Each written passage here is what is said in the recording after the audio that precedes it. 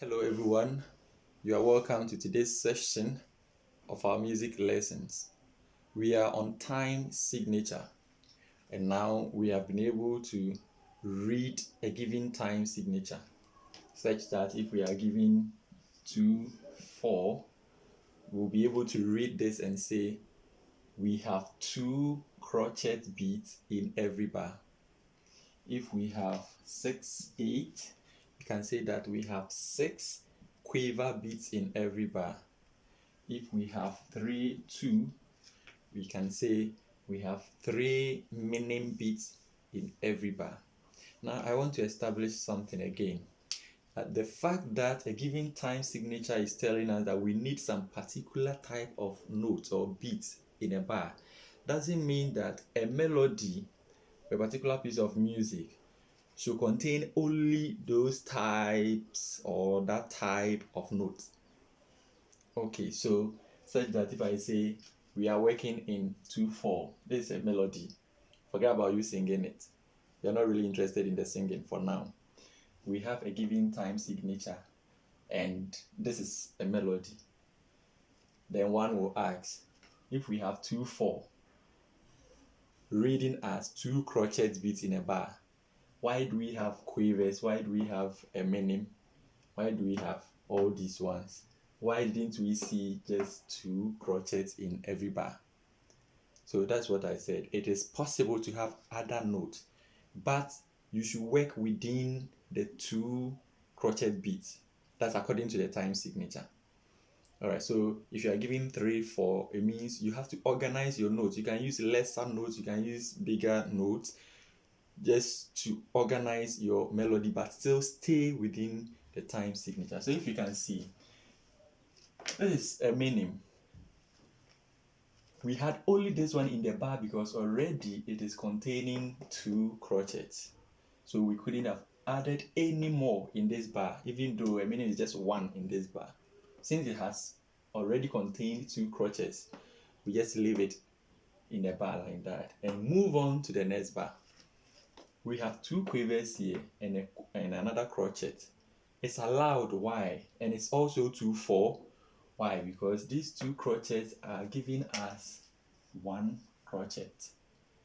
And this one is in place like that. So it is still 2/4. Here we have 4 quavers and it is still 2/4. Why? Because 2 of the quavers will give you 1 crochet. 2 of these quavers will give you 1 crochet. Still 2/4. Now again we have a minim and we have to leave it like that because already it's containing 2 crochet beats. We can't add any more in that bar. That's all that I mean. So to the composer, this is what you should know, that if I state 2/4, I don't have to organize more than the 2 crochets in every bar. If the 2 are elapsed, I have to move on to the next bar. Now, to those who will read, you have both at play. If I say both, I mean you having the idea that in every bar there should be those number of beats in a bar, and also knowing the movement of that particular piece of music or melody. The movement, what do I mean? So if you know we have 2/4, it means you are going to have something like 1, 2, 1, 2, depending on your pulse. Your pulse is your desired speed. Careful you don't confuse that with tempo. I know they have a similar definition, okay? But your desired speed according to a given song is your pulse, okay? So, or your pulse can also be the regular flow of the beats according to the time signature. So if I have 2/4, it means I'm going to go 1, 2, 1, 2, 1, 2, 1, 2, 1, 2, 1, 2, 1, 2. It means that I have to use that for this melody. Now let's look at how this rhythm will go. We have ah, ah, ah, ah, ah, ah, ah, ah. Still, we have our 1, 2 moving on like that. So ah, ah, ah. Oh, sorry. Ah, ah, ah, ah, ah, ah, ah, ah, ah. Okay, so this will give us a guide for us to organize our note. And it gives you the mood, the movement of the song, so you can perform it as such. All right. Now, let's come to this exercise.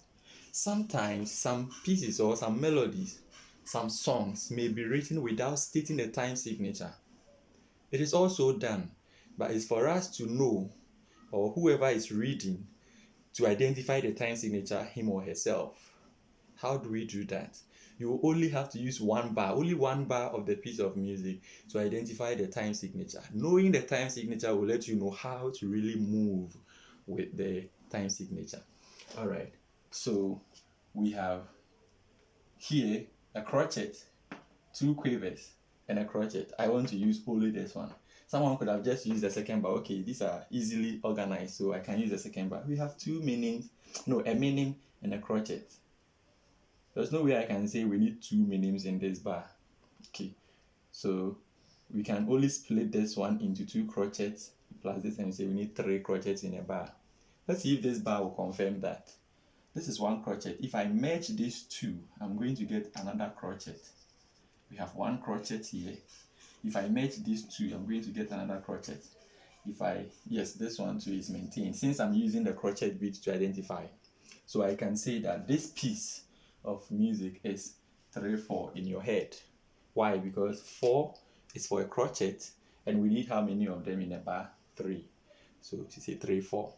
Now, if someone decides to use quavers rather, it's also possible we'll get another time signature. Someone may decide to not use the crochet, but rather we use the quavers. Okay, so if I have quavers here, it means that I should split this one into quavers and see how many quavers I'll get in this bigger note. Alright, so it means that these 2, 1 crochet will give me 2 quavers. Remember, I already have 2 quavers there, and then this one too will give me another 2 quavers. How many are they? 1, 2, 3, 4, 5, 6. You will say that 6 of the quavers, meaning you have 6, 8 as your time signature.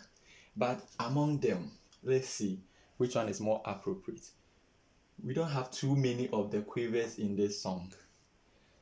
Neither can we use minims too, because you can't get 2 minims. You can only get a minim in a particular bar. But we have other notes too, so you can't use a minim.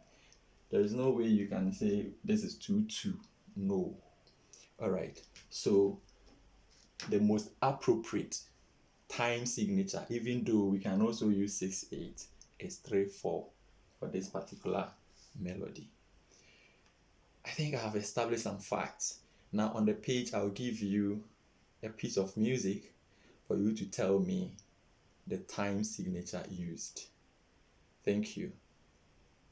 Have a nice day and stay safe.